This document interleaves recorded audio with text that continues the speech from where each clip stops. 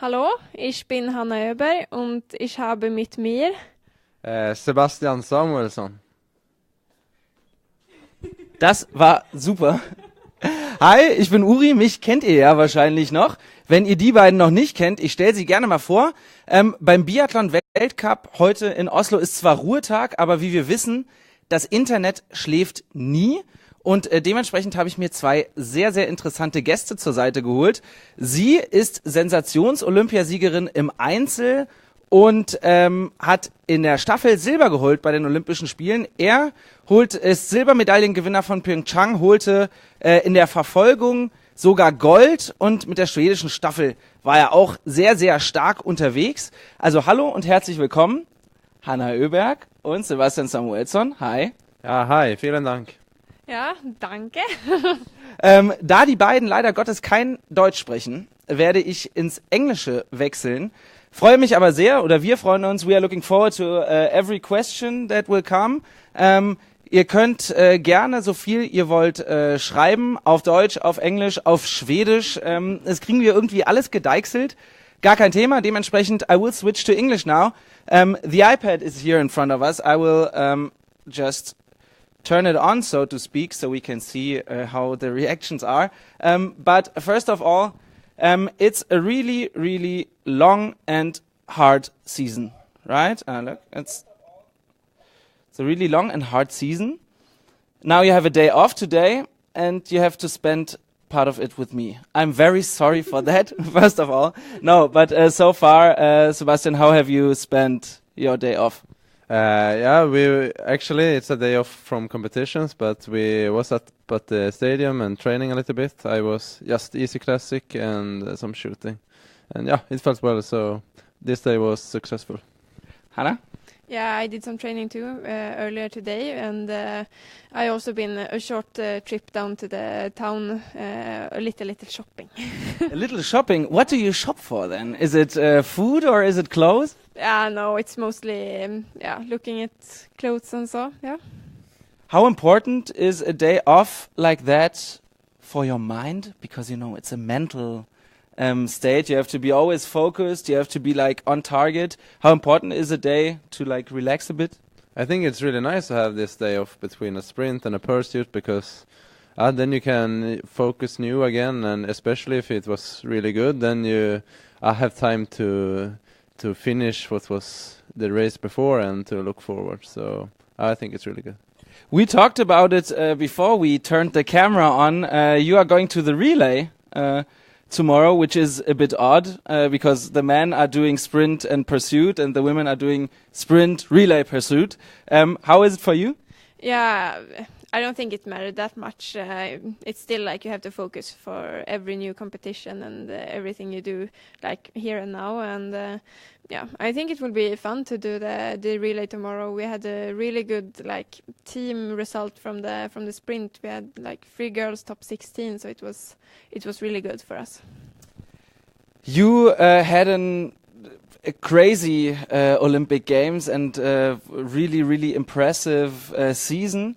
Has anything, after the successes you've had in Pyeongchang, has anything changed for you? That's a hard question. Yeah, of course, I think more people know me more. Of course, I'm in German television now. That's what's not before. That's true. But other than that, I think I'm the same person, just with a little bit more self-convenience. And yeah, it's just fun to compete when you know that if you do a really good race, then you can be on the top. How is it for you, Hanna? Yeah, I agree with Sebastian. It's like I feel like the same like before, but maybe I'm a little bit more recognized by people on the street and so. And it's like a little bit more media and so kind of stuff, but it's not that big of a difference yet, I think. Is it? Yeah, because that's actually exactly what I wanted to ask you guys before. In Germany, as you see and as you can feel, biathlon is a huge thing. It's like millions watching on television. Do you get like recognized in the streets in Sweden? Yes, definitely more than before, at least. Doing selfies and stuff?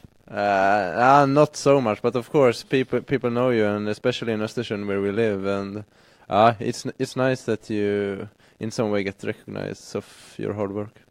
How is it for you, Hanna? Do you like to be in the center of attention? Of course, it's positive, but maybe sometimes when you don't really have time or not in the perfect mood, then it's a little bit more tricky. But it's always positive. Like everyone is really happy, and often they come to me and want to congratulate me for the Olympics and so. And I'm really happy that I really could affect people, and it means a lot to me. It's actually a very good connection to a question that was written here. Katarina was asking, how does it feel to win an Olympic medal? I try to describe it like. I think that everybody that watched my finish in the Verfolgung thought that very good. thought that I was saw that I was really happy, and of course it's a lot of emotions.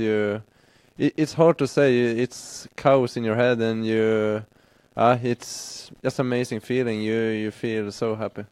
Is it for you that you stay in the moment, or do you like very quickly realize, oh wow, I will be like an Olympic medalist. I will have won an Olympic medal. You stay that for your whole life. It's like they will always say, Sebastian Samuelsson won an Olympic medal. Do you think about the future immediately? What's gonna change or not change? No, I don't think so. But in some way, you get thrown into it in some way, because you think that you finish this race and then you go home like normal, but this time you was a lot. You have some more hours in the stadium. You was to the doping control, and there was a lot of people in the mixed zone, and then you start to realize that now it's something bigger than normal, and it's a weird feeling, but it feels good. How is it for you, Hanna? Or how was it for you? Yeah, it's like it's this unreal feeling. Like I have seen people do this on TV before, and now it's me, and it's like this unbelievable feeling that it's surrealistic to like stand on the top of the podium when it's nothing that you maybe. It's something that you dream about and have dreamt of for a long time, but it's still like, maybe I was not planning to do it so soon, maybe, and then it's like, it's unrealistic for me. Yeah, crazy, definitely. Let's take a look for the more questions. Which is interesting, of course, is that your coach is German, Wolfgang Pichler. And the question that is raised here is, what would you say if Wolfgang Pichler would change to the German team, switch to the German team next year? How sad would you be? Actually, we have 2 German coaches, and I think we need both. So the German team need to find someone else. Yes, and I don't think Wolfgang wants to. He really likes the Swedish team. Yeah, what's the influence of the German coaches? How did they maybe improve your abilities, and how did they develop you? I think Wolfgang is really good in that way, that he's a really inspiring person. He always brings 110%, and really inspire us to. But he requires it from you, right? Yeah, exactly. But it is not a one-way street. It's when he got in 110%, we get it also, and you come to the training and feel like today you want to give your best. And I think when we have this young team and everybody works together, works really hard, then I think the results will be better also. What do you think? Yeah, I think personally that I would not be in this like level of skiing if it was not for Wolfgang, and of course Johannes also have helped a lot with like technique and tactics and this kind of stuff, and for me they mean a lot. You said it before that you were not planning on having that huge success so early. It's you're 22 and you are still 20, if I'm correct. Do you have, Thomas is asking, any role models maybe in the World Cup? Yes, of course.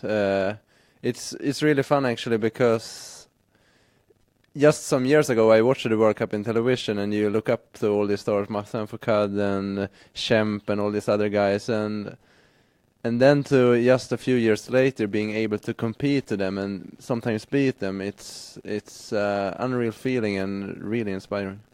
How about you, Hanna? Yeah, of course. I look a lot like.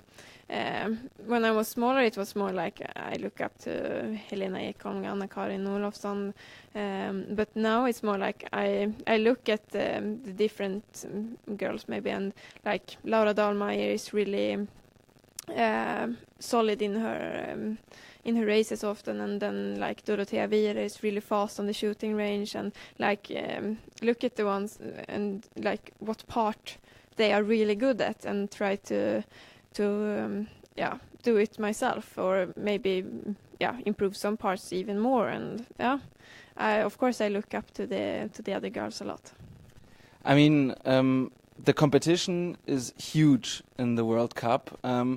How is it in the Swedish team? I think if you take a closer look, if you like stand and watch you guys interact with your colleagues, I think that's also one of the reasons why the relays are so successful. You look like you really like each other, and you like are happy for another. Is that important within a team? Yeah, I think it's really important, and I think that really is our strength in the Swedish team, that we are maybe not so many biathletes in Sweden, but the one who are works really close together and really trying to improve each other. I mean, some people like Hanna, for example, is really good in the shooting range, then you take something from her, and you have some really good skiers, or maybe someone who is really fast, and you try to pick the best parts out of everyone. Yeah, and I think we have done this like the whole experience, and the last couple of years we have all done together in this team. We have been training together for almost every day for the last 2 or 3 years, and I think also we have this like really teamwork spirit. It's not like we have the concurrence inside of the team. It's we rather would like to help each other than beat each other, and I think that is also really important. Yeah, and special, and not like taken for granted. I don't think that's the case in every team. Franziska is asking what your favorite tracks are. So let's say the World Cup places you go, you visit. Then I say RuPolling, of course. A good answer, I think. No, but really, we are a lot in RuPolling during the summer and springtime, and we train a lot there, and we have also, it's like another home for us, and it's always nice to compete there. Always good atmosphere. Yeah, I agree. RuPolling is a really nice place, but I also like for sure Östersund, where we also train a lot, and like we are very ready, and we have trained a lot on the shooting range also, and I think this is good for us. Not many teams have trained in so much wind that we usually do. You are the Swedish biathlon's shooting star, so of course we want to get to know you a bit better. And Clemens asked a question that I wanted to ask you as well. When was the first point in your life you realized you wanted to become a biathlete? Actually, I had done some cross-country skiing 1 year before something, and then when I was around 9, 10, it was a Swedish championship in biathlon where I lived, so I watched these guys, Björn Ferry and Carl-Johan Bergman and all these guys, and then I saw that this looks really cool, and then I tried, and it was really fun with this shooting part and skiing combined. It was for me the perfect match. How about you, Hanna? Yeah, my father did biathlon, so he started up the club in my hometown when I was around 10, and since then I have been in biathlon, and I can't really say when I decided that biathlon is what I want to do, but it's like it's always been there for me, and it was not I have always wanted to do biathlon. Samuel, there's a question here from Wiebke, and I think we have to talk about your hair. Always. Oh, right. She asked, how does it feel without the long hair? Maybe you can tell us a bit about the story of your hair at the Olympics. Yeah, I mean, without training, I'm sometimes lazy. So I have Okay, that's getting to know you. You see. yes. So I didn't go and cut my hair, and then it was so long, and then I thought, maybe I should have like this, and then I make a joke with the other guys that if I take an Olympic medal, then I will cut it. And everybody laughed at me and said, this will not happen. And but then it was really fun that I actually made a medal, and then I cut my hair. And so, answer the question. How does it feel? It feels good. It's more easy to handle now. Yes. What do you think? What looks better, Hanna? Yeah, no, it's. I think it looks good now. He's not so good at brushing his hair, so I think it's good that it's a little bit shorter. Okay, you see, it's that's how it is. As I said, we try to get to know you guys a little bit. If you had to describe yourself in 3 words, what would those be? It's one of my favorite questions because everyone looks like, what to say? That's always the hardest question. Yes. But I would say I'm happy. I have this winning mentality, and Lazy. yeah, lazy. Yes, this we could say. If you, but this is true. Lazy if you don't count training, then I'm really strict and really want to give my all of me. Yeah. It's an interesting mixture, actually. That you, when it comes to training, you are not lazy, and when it comes to the other stuff, you are lazy. Yes, I mean I can come in after training, and it takes me 1 hour to get into the shower, and 1 hour more to make food, and this I have to be a little bit better in, I think. I know you had a little bit time to think about your 3 words. Yes, but I don't think it's easier for that. I think I'm ambitious, and I really when I set up a goal, I really work hard for it, and and I also I'm really like when I decide to do something, I do it, and it's part of the part of the word before also maybe, but and then. I think also I'm pretty calm maybe. Calm. Is it? Would you describe yourself as calm? Are there? And that's always interesting to hear. Are there situations that get you like really angry? Yes, I can be really angry also, but I think like in the sport I am really calm and do. And try to stay really cool and do what's smartest at the moment. That's like a huge strength, right? Yeah, and it's something that I worked with pretty much the last years with, especially the shooting. Biathlon is, as we all know, a sport that takes place from November till March, something like that. So there's quite a long time in the year where you don't compete. Of course, you train and prepare and all that. But Enrico is asking if you're doing something besides biathlon. Benny Doll, for example, from the Germans, he goes to college. Do you guys do something besides, or is the focus on the career? Now I will sound maybe really boring, but I think that biathlon for me it's more like a lifestyle, and this is lifestyle. this is mostly what I do. I don't make studies or nothing like this, but I make a lot of time for biathlon. But for example, to come down after a race or a competition, like what do you like doing? Do you watch movies, read books, maybe? Yeah, both. I'm a huge Harry Potter fan. Oh.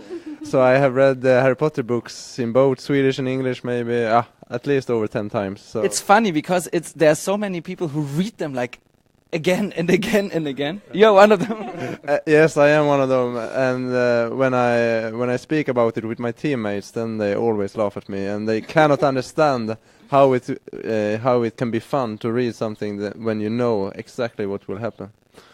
Hanna, what about you? I do biathlon 100% right now, but when I'm not training or sleeping or eating, then I like to read books. Not maybe Harry Potter all the time, like Sebastian. Only 50%. I read more books than just Harry Potter. And I also do some crochet, häckel in Deutsch. Yeah. I saw a picture of you on Instagram. Yeah. Okay. Yeah. So yeah, I found that pretty relaxing. That's also a topic, because I just said I saw that on Instagram. I mean, we are doing an interview here, which is live on Facebook, social media, and also like the online world becomes more and more important. How is it for you? I saw both of your channels. You post like regularly stuff. Is it important for you to keep in touch with the fans, so to speak? Yes, I think the social media is a really important part of being a sportswoman in this level. Like I can connect with my fans, but also with like it's good for the for my value in different kind of things. Like it's good to be seen by many people, and I think it's a really good way to connect with people. Yes, and I hope also that when you post this picture that you maybe inspire someone to try biathlon and to follow their dreams. And I think it's a nice way of, in an easy way, tell people what you do and what your thoughts are about things. That's actually a really nice attitude. It's very inspirational already. How is it for you? I mean, you're on the road a lot of weeks and like a lot of months during the year. How important is family support? Are you in touch with the family? Do they come along? How do you do it? Yeah, my parents were at the Olympics, so that was, I think, really big, not only for me but also for them to be there, and that we could share this together. And I talk with them on the phone pretty often every week, and so. And then I have my boyfriend with me. He's Jesper. He's on the team, so it's pretty easy for me to be away a lot, I think. Yeah. I delayed the question, of course, as long as I could, but she talked about her boyfriend. Now I think there are a lot of girls out there who want to know, what about your girlfriend? Is she also on the team? No, I'm single, so please follow me on Instagram, send me a message. I'm up to everything. Oh, that sounds good. No, but for you also with family, how important is it? Of course, it's really important. My parents was not at the Olympics, but my mother is here now, so I think that brings some extra power for the competitions here in the weekend. We have to talk about an important topic. You might already know what I'm talking about. It's Tumen next week. I talked to Simon Schemp yesterday quite a lot of time actually about this topic. You decided not to participate in the World Cup, in the last one. As if I'm correct, you are the only one from the Swedish team who's not going. Why? Because I think that hosting a World Cup in Tumen sends a bad message about anti-doping, because Rusada is non-compliant with the WADA code. And therefore I think that we need to make a statement that we stand up for clean sport, and to show IBU mostly that we don't want to compete in a country where they don't have a working anti-doping organization. And I think maybe sometimes people misunderstand me, because I have never said anything about any Russian athlete or anything like this. I just think that a country, it doesn't matter if it's Russia or Sweden or Germany or whatever it is, if they don't have a working anti-doping organization, then I think it's wrong to have a international event there. But how come that only you are not participating and like the rest of the team is? Hanna, was it ever on your mind not to participate? I think this is a really hard question, and I would like it that it was not up to us, the athletes, to decide whether to have this competition or not, or where to go or not. I think it's up to the federations and to IBU to make this decision, and yeah, I would like for us athletes to more focus on the sport, and yeah, I personally want to compete, and then yeah, it's sad that we have to make this decision, I think. It's a lot of things you said. Simon Schempp said as well that he doesn't want to decide on whether you got to compete or not. Are you exchanging thoughts with the other athletes from all over the world? Yes, I think so, and I think that the most of the athletes don't want to compete there, but it's a complex question because it's about World Cup points. Of course, the people who are in the run for the total World Cup wants to compete and stuff like this, and it's also to manage with the start quotas for next season for all the federations, and then it's a hard question. But you see, also it's not only me that not go there. Czechia doesn't go, Canada, USA, Ukraine, and some athletes from Slovenia, and you have to make a statement, I think. What has to change then to improve the situation? The Russian have to understand that they have done many things wrongs with this Sochi and this, and then they have to work for a clean sport, and Rosada needs to be compliant again with the WADA code. What about you, Hanna? Does the situation with the scandal of doping, does that affect your connection to the Russian athletes, for example? Do you see them with other eyes? No, I don't think so. I mean, the one that competes now, they are allowed, and they have never tested negative. So I have no they haven't showed anything that they are doing anything wrong. So I can't be angry on them. Okay, we'll leave it at that with the doping. So let's 2 or more 3 questions. It's the end of the season, so you are about to have some time off. What are you going to do first? First, I think we will just take a deep breath. And now the season is over, and we had for me, I had a successful season, and I improved in many ways. So this we do, and then of course we make a lot of parties. Parties, yeah, that's the interesting stuff. So, how do Swedish biathlon parties look? I think you have to ask Sebastian because he is hosting one. Yeah, please. We can invite him if you want to come. He's still single and all that stuff, you know. Yeah, just send me on Instagram, as I said.